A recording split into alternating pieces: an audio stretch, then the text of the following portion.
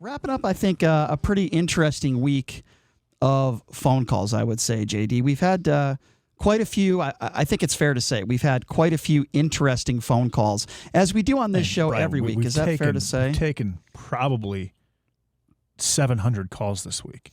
We definitely take a lot of phone calls. The lines have been full all day, every day. We have 8 phone lines. Our show is 3 hours long. I mean, we're taking an inordinate amount of calls. Yeah. No question. So we want to do this. I just want to mention something real quickly. I was having a chat with an old friend of mine last night. He used to be a board operator for my first talk show gig. This was years ago on another station. And I was we were just joking around about some of the idiots we have to work with in radio. And the show I did years ago, there was a guy who did a show after me. And even though it was my first gig doing a show, the phone lines were crazy, just like they are here. They were nuts. They were crazy. It was a fun show. And this guy who did a show after me, his phone lines were dead. They were completely dead. And he would always blame the board op and the producer because he didn't get any phone calls. And he would tell him to reset the phone lines. He would tell him, what's wrong with the callers. But what he didn't realize is it was him. It was his fault. It was him. Okay? And, he did his show at a weird hour of the night. It was kind of strange. It was a weird time slot. And, it just didn't make any sense to me. But the guy would also use material on my show. We would do something on our show, or picture that. It was my show years ago. And then he would use that same material because he didn't have a producer. Or he did have a producer and the guy couldn't spell producer, one or the other. He would brag, he didn't have as good of a producer. I think that's fair to say. Okay. So why do you think his producer got the job then? Why do you think he hired this guy? That's a good question. I don't know. It's a very valid question you bring up there, JD. Because you would assume. Yes. Okay. Yeah. I don't know. It's a good question. I mean, the guy, just horrible, And by the way, this guy never got paid to be in radio before. He never actually had a gig in radio. He paid to be on the radio. If you have ability and talent of the course of your lifetime, you're paid. I've been, Entercom, Citadel, this station. I've been paid working at these companies. I'm not God's gift here, but I have some experience. I've been paid. So there is something to be said for owning your own content. That's true in this digital era. So this guy who I worked with years ago at another station, he was so jealous and envious of me and my show that it transcended in his show. He would always brag about the millions and millions of followers he has on social media. Millions or billions? I think he said millions, but knowing him, he might have said billions once or twice. It just didn't make any sense to me. It didn't make any sense to me. And then I realized that some people are just very insecure, and he would always brag about his ratings too. Like he was number one. I think he was on like in the middle of the night or something. It was a weird time. Bragging about your ratings, if you have a show that's up against no other local shows, is like a woman saying you are the best sex I've ever had and she's a virgin. Do you get where I'm going with this? I do. It makes absolutely no sense. So I just wanted to point that out. I was having this conversation with a friend of mine last night about this guy who used to do a show after me, and it's just funny. I just thought I would bring that up. It's funny. It was years ago on another station, but these are the weird people that you have to deal with sometimes in the radio business. They are some of the most insecure people on the planet that know they have absolutely no talent and no business even being on the radio in the first place. All right, let's get to the funny subject and the new, although that was funny too, but let's get to the battle of the callers. We had 2 horrific callers this week. We've had a lot of bad callers, but we're going to start with Jennifer. Jennifer called in this week bashing a teacher and teachers in general because all the teacher wants is to be safe when she goes back to school. Listen to what this caller Jennifer said about this teacher. You can put a mask with the whiny teacher, and we're like down in the lowest level of schools, like with Louisiana and the Appalachians. Wait, I'm sorry, with all due respect, did you call her a whiny teacher? Is that what you just said? Whiny, overpaid, and she's Okay, whiny and overpaid. We had a teacher on this week from the Clark County School District who said she wants to go back to school, but she wants everybody to be safe. Jennifer calls in. She says that the teacher was whining and that the teacher was teachers should get less money. The average teacher in this country makes under $40,000 a year. They get paid a little more in the Clark County. That was Jennifer who called in. It blew my top. It blew my mind. That was pretty bad. Would you agree, JD? That's a pretty bad phone call. It wasn't a great phone call. I've heard worse, but it wasn't great. I thought it was very disrespectful towards teachers.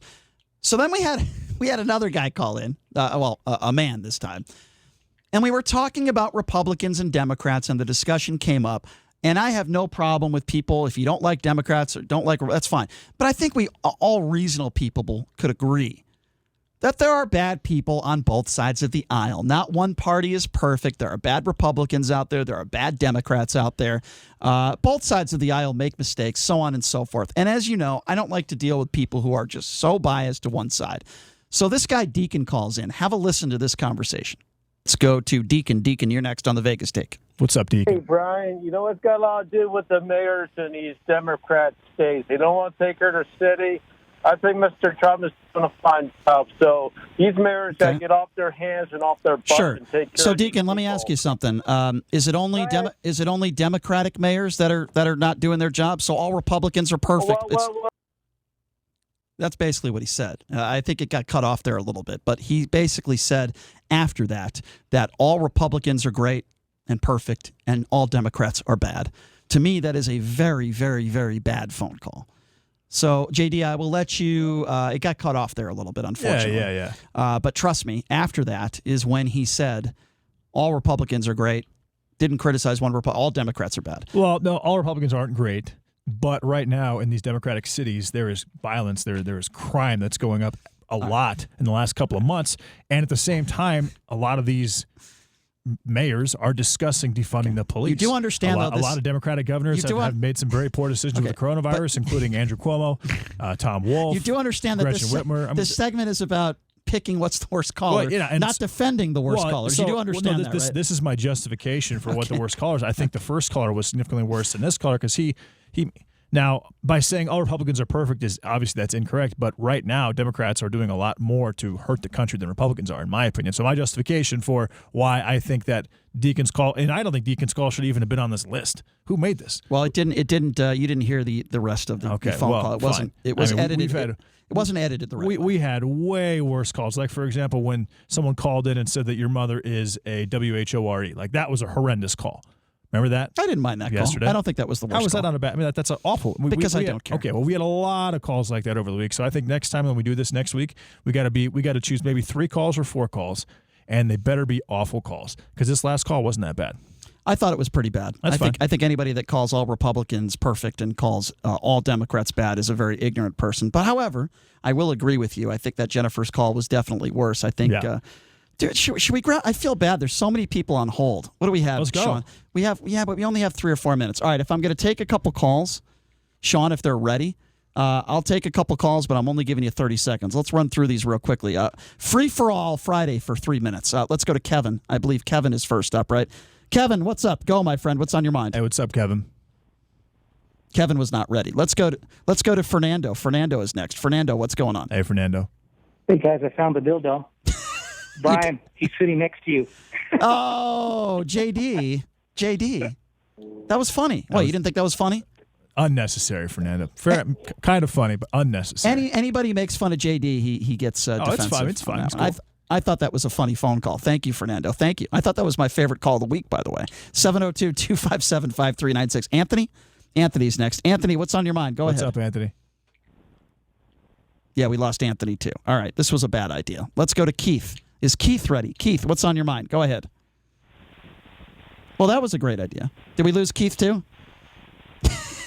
Okay, well, all right. I'm gonna say a no to taking any more phone calls. This is the problem when people are on hold for a long period of time. You know.